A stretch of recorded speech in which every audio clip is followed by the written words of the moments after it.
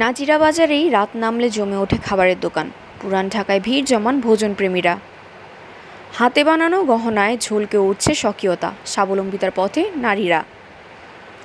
Gothic স্টাইলে হাতে গড়া শোপিস, অন্ধকারে আলোর খোঁজার গল্প।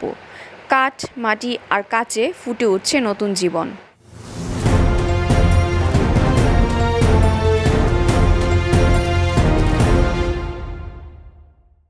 পুরান ঢাকা মানে শুধু দিনের বেলা ইতিহাস আর ঐতিহ্য নয়, রাতের বেলাতেও এখানে তৈরি হয় আলাদা এক পরিবেশ।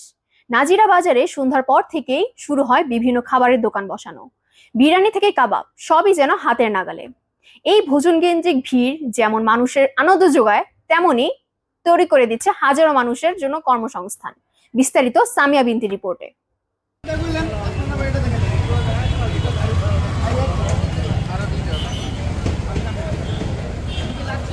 পুরান ঢাকার নাজিরা বাজার শুধু ঐতিহ্যের জন্য নয়, এখন রাতের বেলা জমজমাট খাবার ব্যবসার জন্য। প্রতিদিন সন্ধ্যার পর এই এলাকায় শুরু হয় ক্রেতাদের ভিড়।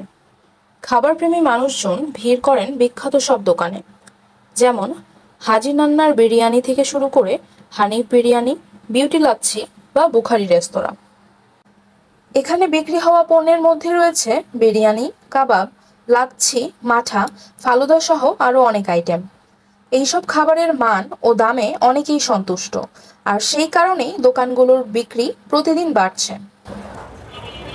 এখানে হচ্ছে আপনার রাতের বেলায় এখানে খাবারটা খুবই জনপ্রিয়। এই জায়গাটার স্পেশালি জনপ্রিয় হচ্ছে আপনার খাবারের জন্য এত মানুষ আসে এখানে।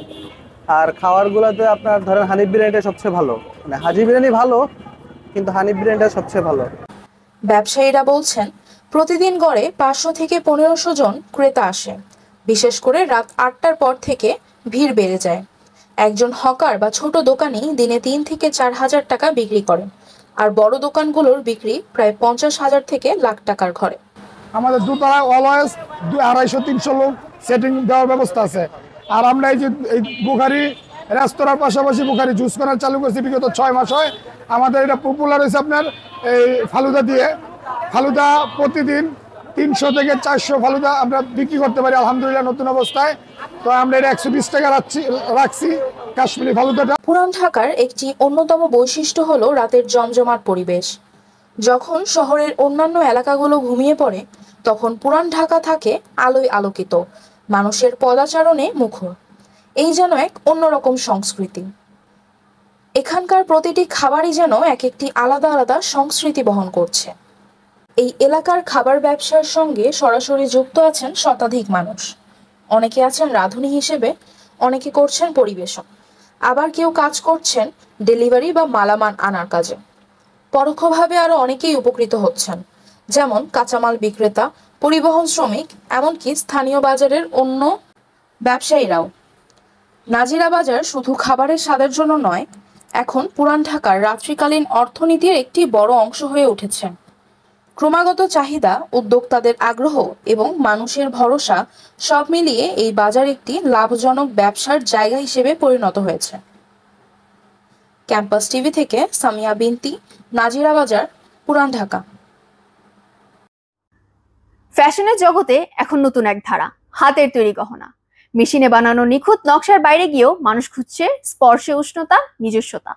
কাঁচ, রেজিন কিংবা পলিমার ক্লে দিয়ে তৈরি হচ্ছে এই গহনাগুলো, যা শুধু সাজসজ্জাই নয়, হয়ে উঠেছে হাজারো নারী আত্মপ্রকাশের মাধ্যম। ঘরে কোণ থেকে শুরু করে অনলাইন প্ল্যাটফর্ম, এই শিল্প বদলে দিচ্ছে অনেক নারীর জীবনে অর্থনৈতিক গল্প। সিনথিয়া আহমেদের রিপোর্টে বিস্তারিত। কোনো যন্ত্র নয়, নিখুঁত হাতে তৈরি হচ্ছে এক একটি শিল্পকর্ম। কাঠ, কাপড়, মাটি, রেজিন বা পলিমার ক্লে, বিভিন্ন উপকরণে তৈরি এই গহনাগুলো এখন ক্রেতাদের কাছে হয়ে উঠছে ট্রেন্ডি ও ইউনিক ফ্যাশন স্টেটমেন্ট।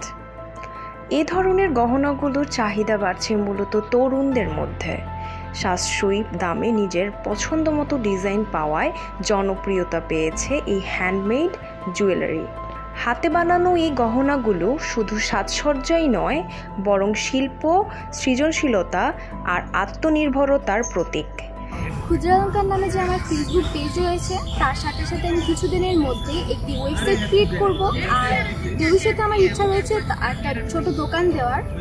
সামাজিক যোগাযোগ মাধ্যমে বিক্রি, লাইভ প্রদর্শনী কিংবা অনলাইন মার্কেটপ্লেস সবখানে জায়গা করে নিচ্ছে এই পণ্য। বিশেষ করে নারীদের অর্থনৈতিক স্বাবলম্বিতায় বড় ভূমিকা রাখছে এই উদ্যোগ।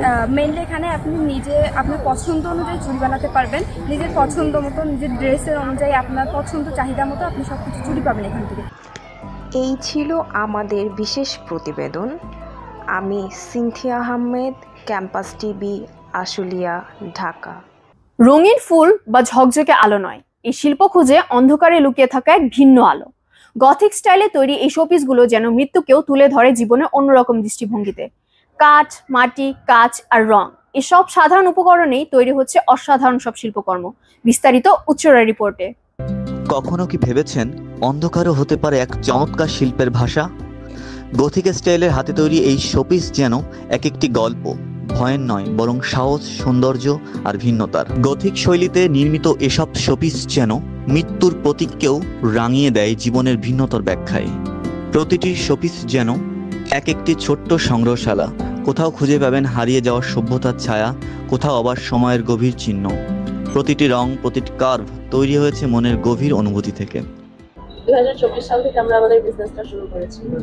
আমাদের যে জনরা, সেই জনরার প্রোডাক্টসগুলো সব রকম টার্গেট অডিয়েন্স আসলে দিতে পারবে না।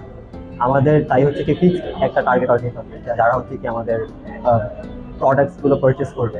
যেমন ধরেন যাদের হচ্ছে কি একটু ডার্ক স্টাফসে একটু ইন্টারেস্ট আছে, ধরেন গথিক স্টাফস কিংবা হেভি মেটাল কিংবা rock and roll stuffs, they can get the enthusiasm to buy our products. Our products will surely stimulate their blood flows to rub one of our products to get more by the time. যারা নিজের রুচি দিয়ে নিজেদের ঘর সাজাতে চান তাদের কাছে এগুলো এখন খুবই জনপ্রিয়। ফেসবুক, ইনস্টাগ্রাম আর ই-কমার্স প্ল্যাটফর্মে তৈরি হচ্ছে ক্রেতাদের আলাদা একটি গোষ্ঠী যারা ইউনিক কিছু খুঁজছেন মেইনস্ট্রিম সৌন্দর্যের বাইরে। এই প্রোডাক্ট অন্য কোথাও সচরাচর পাওয়া যায় না, যেহেতু এটা একটা ইউনিক প্রোডাক্ট। আর এখান থেকে নেওয়ার, এটা হচ্ছে হ্যান্ডমেড প্রোডাক্ট, ওরা হাতে তৈরি করে। আর বাহিরেও দেখেছি, বাহির থেকে নেওয়া হয়েছে, বাংলাদেশে তেমন কোথাও একটা নাই, শুধু সিম্বলাইন বিডি এটা থেকে আমি পেয়েছি। আলো নয়, ছায়ার গভীরতাকেও আলিঙ্গন করছে আজকের এই শিল্প। অনলাইন দুনিয়ার দোরগোড়ায় তাই এখন গথিকের নতুন গল্প। ক্যাম্পাস টিভি থেকে উৎস রায়, মিরপুর 1, ঢাকা। এই ছিল ক্যাম্পাস টিভির আজকের আয়োজন। সাথে ছিলাম সাইমা বিনতে জলিল। এতক্ষণ সঙ্গে থাকার জন্য ধন্যবাদ।